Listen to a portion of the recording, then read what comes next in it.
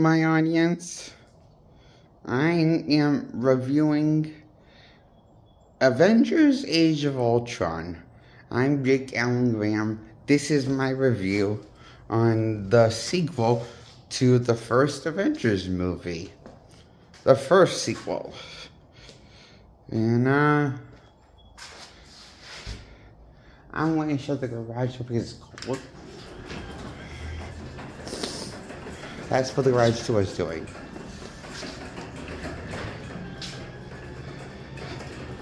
Don't mind the garage door sound. So,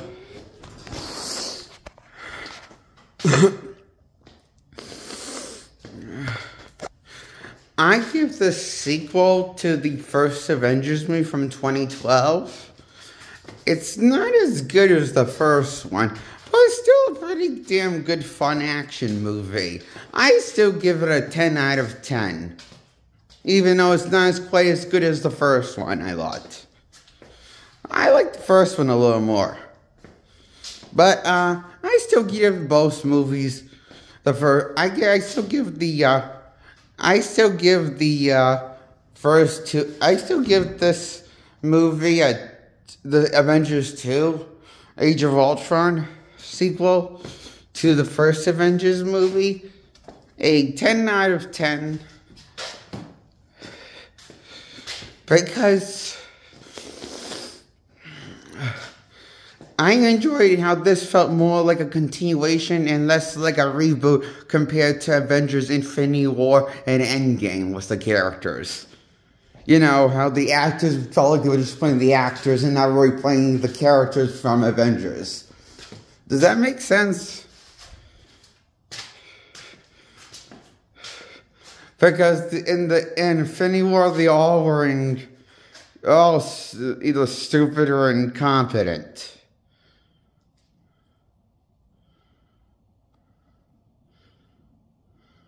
I mean, all of them are stupid, incompetent buffoons. Except for Thor. Actually, even Thor's the incompetent buffoon because, you know, he didn't go for Thanos' head. Instead, he aimed for went for the neck and he went for the arm and just continued to dive to it, the chest. Instead of going for the head. So even he is kind of the incompetent buffoon. He is the final Messiah, becomes the incompetent buffoon due to the plot of Infinity War, where the Avengers dupe each other into their selves failing and half of them getting snapped away.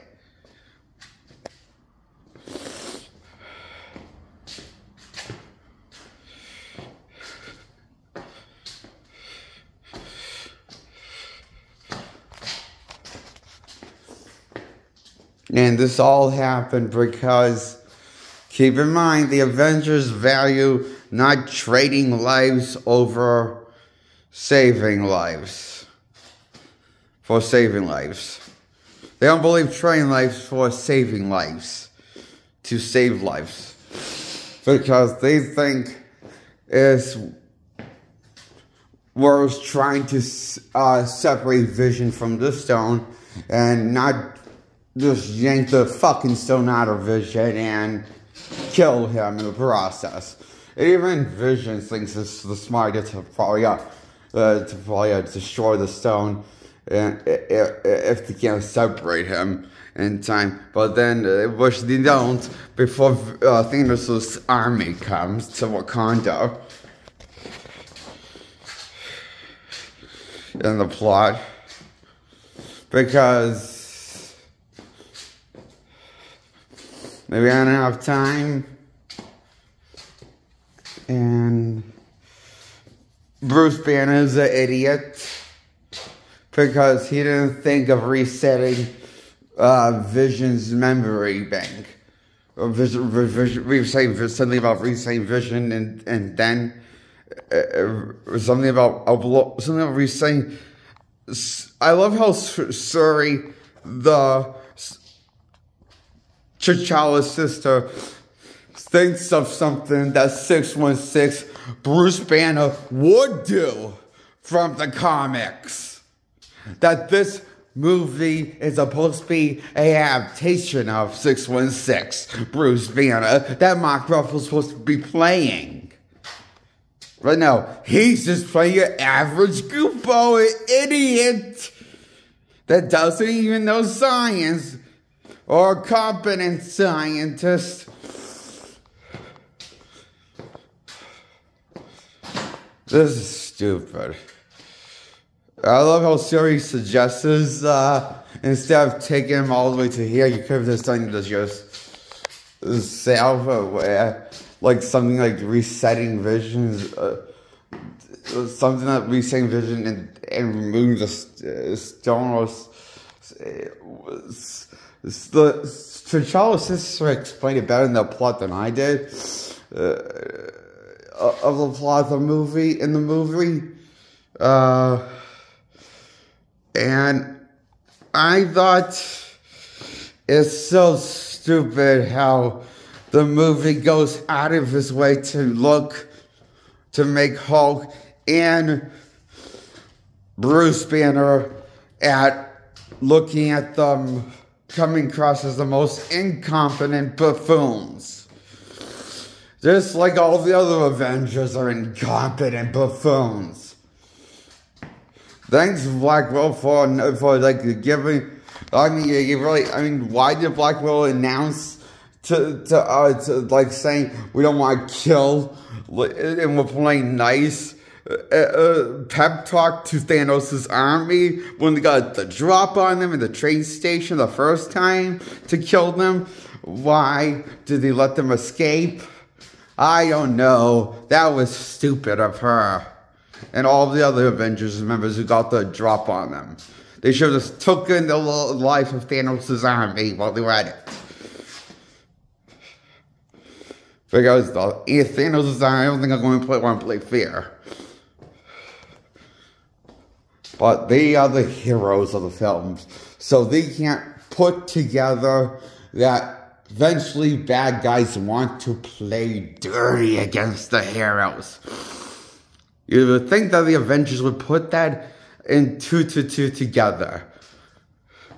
After the Avengers almost lost in Age of Ultron and almost lost New York City due to the Atari invasion and just barely saving the rest of the North, what was left of New York City with the Avengers' help. And that was the plot of the first 2 Avengers movies. So, of course, they don't think, gee, we should probably show no mercy at this point. But no, it's probably hard to make your characters competent when they're being directed by the Russo brothers and probably written by their egos. From when they're on the toilet, focusing on taking number 2. The tiring, exhausting number 2. The worst case number 2. Diarrhea number 2, I bet. That when they wrote this, whoever wrote this, I bet the Russo brothers, when they wrote this, when they had working on this script for Endgame and Infinity War, they were taking the biggest shit of their lives. And the longest shit of their lives. Because these feels like movies. Because the honeymoon is all over after Avengers. Because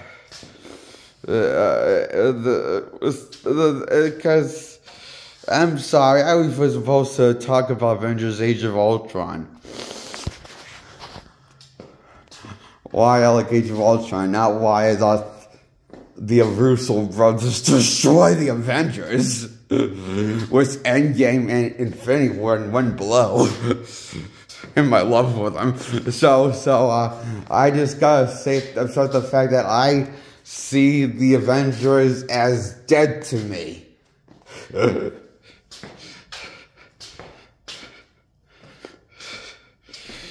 Brilliant.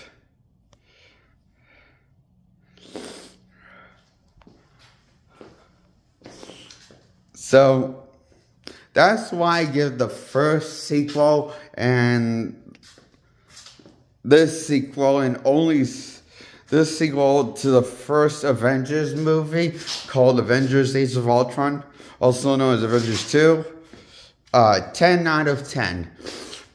Because while it might not be perfect, it is B movie. It's like, well, it might be perfect. It's not as good as the first one. It in some way it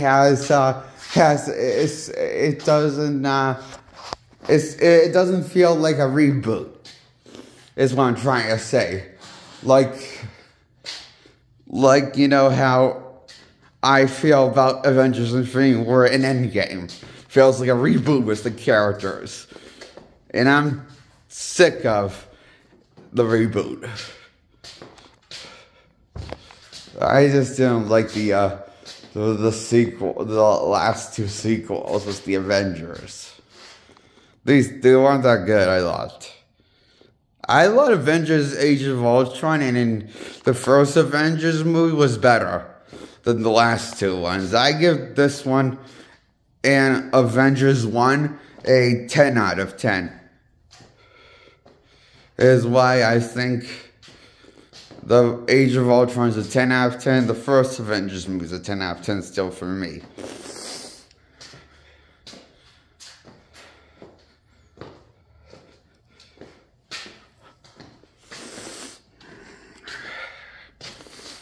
And that's why I love Avengers Age of Ultron.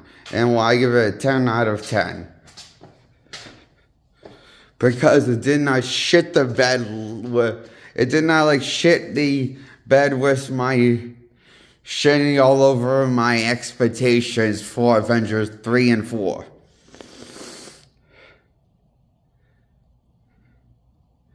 My expectations got shit on with the last two ones. I gotta admit, I lost up. I really think Ant-Man was the best compelling character, and the only reason why I like Endgame is because I think Endgame is a better movie, might be a better movie just because Captain America says Avengers Assemble finally in the movie Avengers Endgame. Is why I think Avengers Endgame is a better movie than Infinity War. But that's just what I think.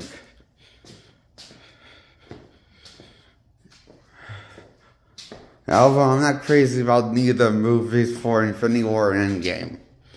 But I do love Avengers Age of Ultron a lot. And I like the villain of Ultron in this movie.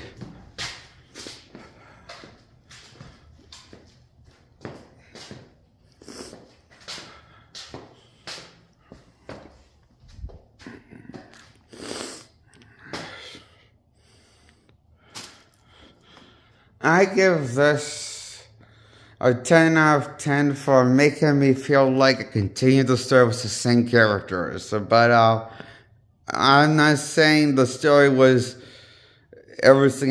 It's not ever.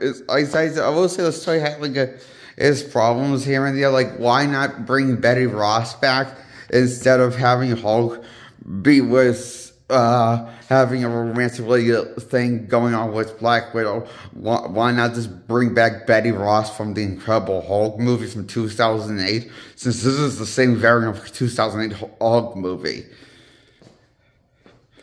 that's been replaced from Edward Norton to Mark Ruffalo. And I thought that was kind of confusing, why Betty Ross is not in this movie. But then again, I also thought it was kind of strange how the general that's always after the Incredible Hulk, I'm surprised that, when the Hulk, goes on a rampage in this movie, I think that would have been a good idea to bring in a cameo from General, what's his name? General something Ross from from the 2008 Incredible Hulk movie. It would have been cool if we could saw like a cameo from him. You know, if you know, before he returned for Civil War and so and Endgame and well, not Endgame, Infinity War. He was in, not Endgame. And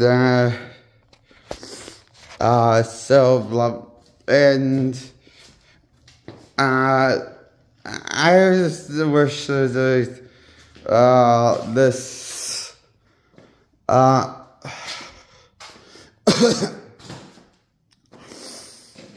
I feel like also it's kind of strange how the Hulkbuster is stronger than the actual Incredible Hulk, when it's kind of in the comics the reverse. Like Hulkbuster's not supposed to, a Hulkbuster armor is not supposed to be that strong than the Hulk.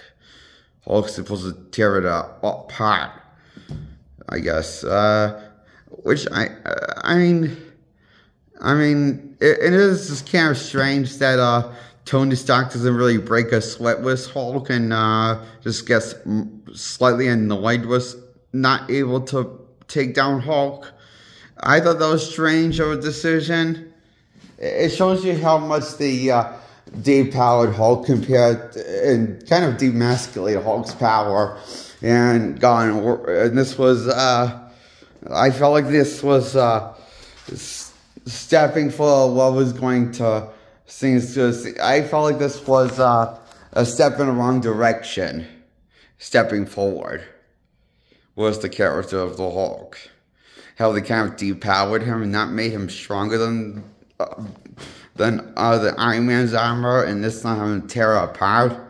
I remember when the Hulk's going on a rampage, being because he sings something. Because the one maximum made him see something.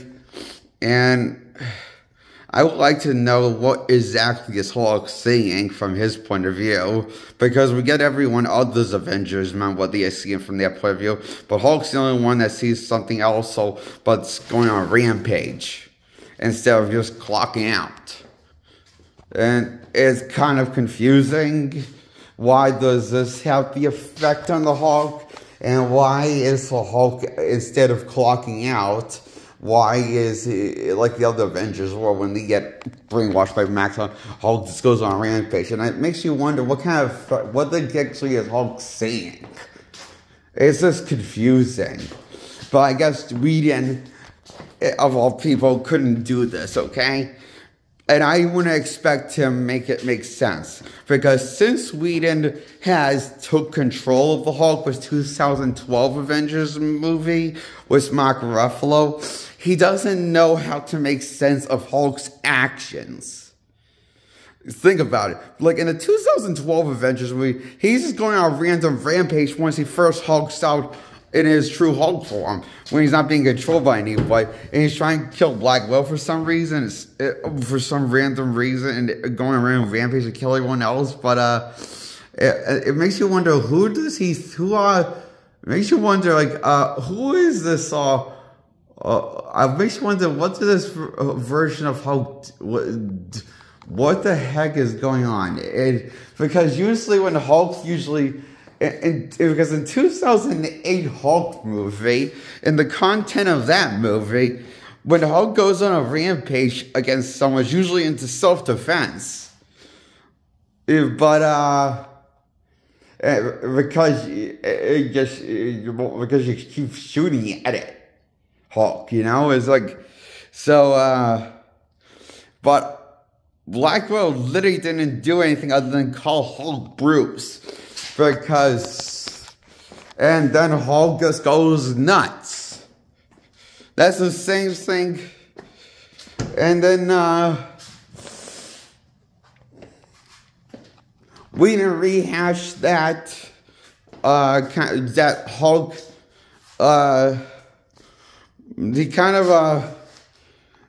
You know how like and you know how that kind of turned gets rehashed in Age of Ultron, when someone calls Hulk Bruce and Hulk gets more angry. You know how Black Widow did that in the first Avengers movie, and it's played for a dramatic effect, but for serious tension. Well, when Tony Stark calls him Bruce Banner, it's played for a joke. And as well as the whole fight scene with the Hulk and the Hulkbuster. It's played for a joke. One big fat joke.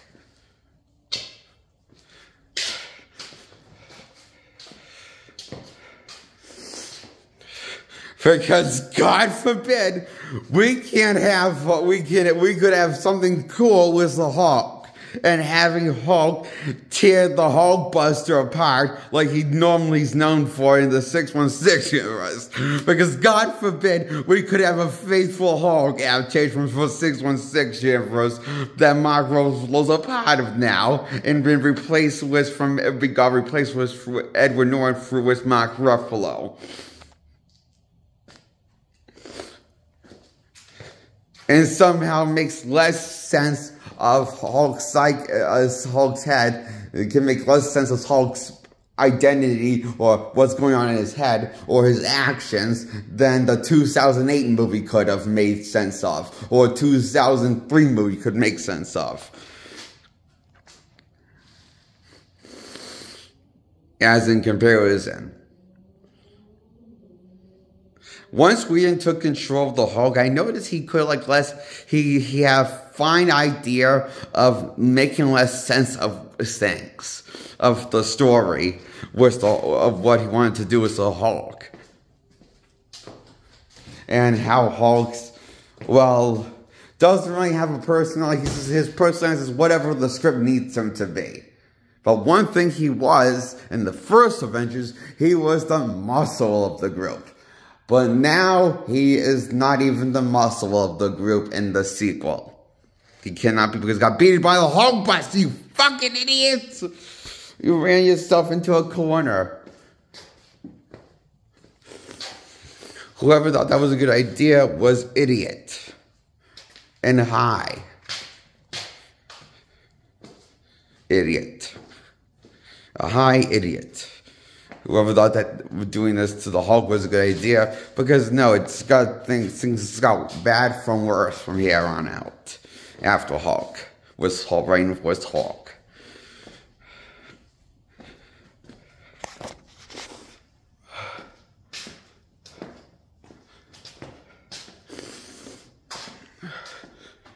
But that's why, even though this movie has problems and here and there, I still give Avengers Age of Ultron a 10 out of 10. Because it doesn't feel like a reboot with the Avengers. It feels like it continues the story with the Avengers, I guess. But it's still kind of stupid. It's still kind of, it's still better than nothing. Which is, or better than mediocre, which is what I thought of Infinity War and Endgame.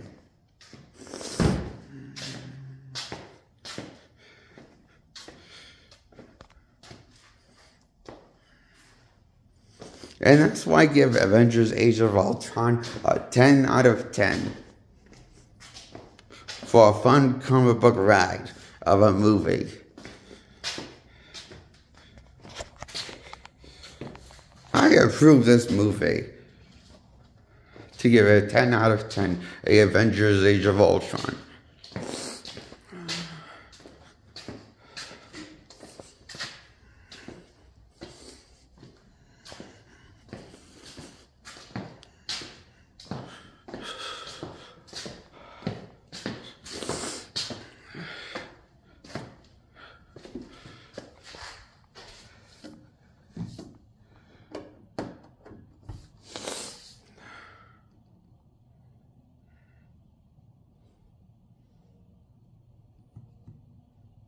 So I give this a 10 out of 10. Hit the subscribe button. Hit the thumbs up to like this video.